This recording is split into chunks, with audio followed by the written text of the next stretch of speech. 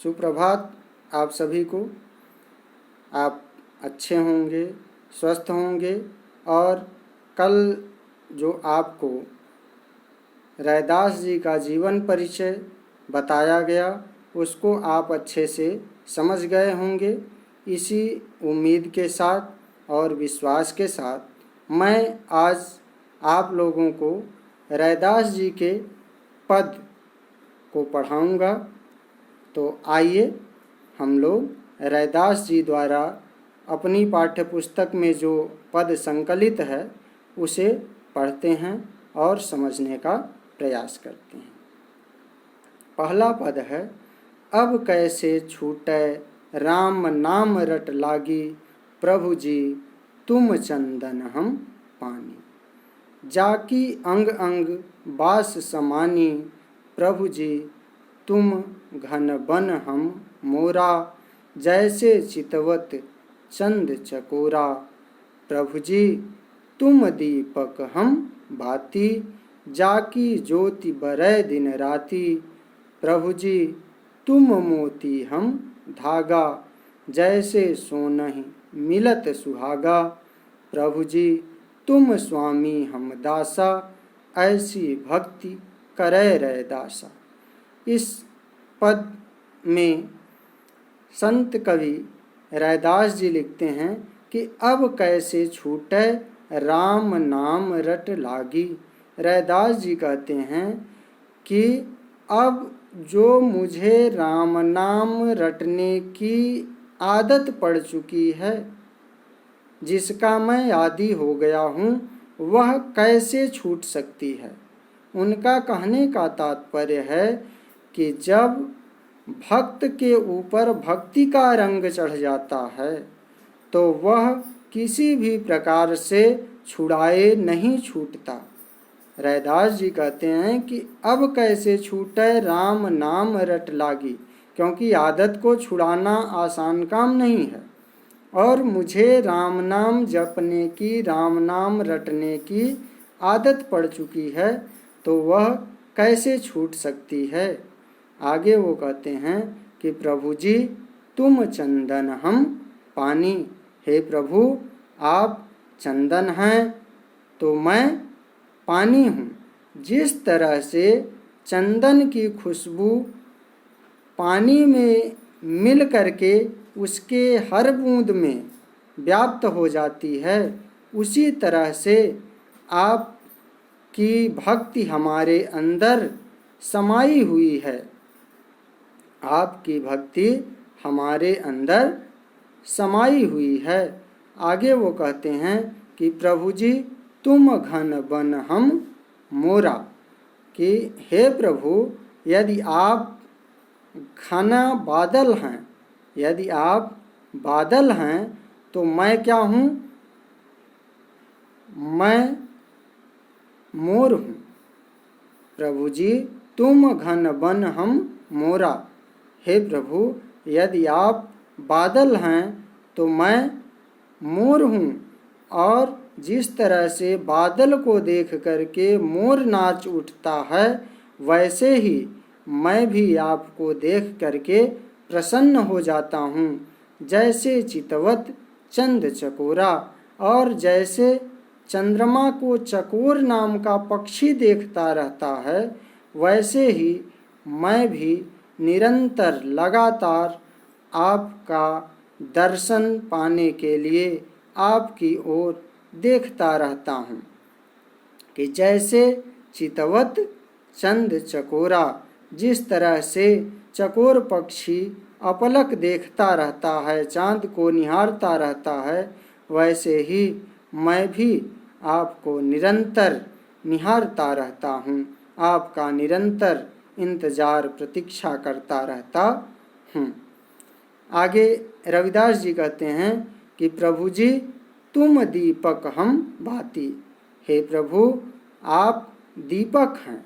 यदि आप दीपक हैं तो हम उस दीपक की बाती हैं, क्योंकि बिना बाती के दीपक का कोई महत्व नहीं होता। जब तक दीपक में बत्ती नहीं हो तब तक वह दीपक किस काम का। यही बात वह कहते हैं कि प्रभु जी तुम दीपक हम बाती। हे प्रभु, आप दीपक हैं तो मैं उसकी बाती हूँ। जाकी ज्योति बरय दिन राती, और जिसका प्रकाश रात और दिन फैलता रहता है, यानी जो दिन रात रोशनी करती रहती है। प्रभु जी तुम मोती हम धागा। रविदास जी कहते हैं कि प्रभु जी तुम मोती हम धागा। हे प्रभु, आप मोती हैं तो हम उसका धागा हैं, जो हर मोती को एक साथ जोड़ने का काम करता है। जैसे सोनहि मिलत सुहागा, और हम उस धागे की तरह हैं, ठीक उसी तरह से जैसे सोनहि मिलत सुहागा, जैसे सोने से सुहागा मिल करके उसकी सुंदरता को और बढ़ा देता है। रविदास जी कहते हैं कि प्रभु जी आप मोती हैं तो मैं धागा हूँ, और जिस तरह से सोने से सुहागा मिल करके उसकी सुंदरता को बढ़ा देता है, वैसे ही एक भक्त अपने भगवान की सुंदरता को और बढ़ा देता है।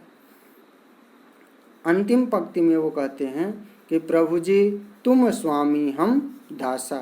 हे प्रभु, आप मेरे स्वामी हैं, आप मेरे मालिक हैं, मेरे सब कुछ हैं। हम दासा, और हम आपके सेवक हैं। ऐसी भक्ति करे रैदासा। वो लिखते हैं कि हमें ऐसी ही भक्ति चाहिए कि जिसमें आप चंदन हों, मैं पानी हूँ, आप घन वन हूँ, आप घने बादल हूँ, मैं उसमें मोर हूँ, और आप दीपक हों, मैं बाती रहूँ, आप मोती हों और मैं धागे के रूप में रहूँ।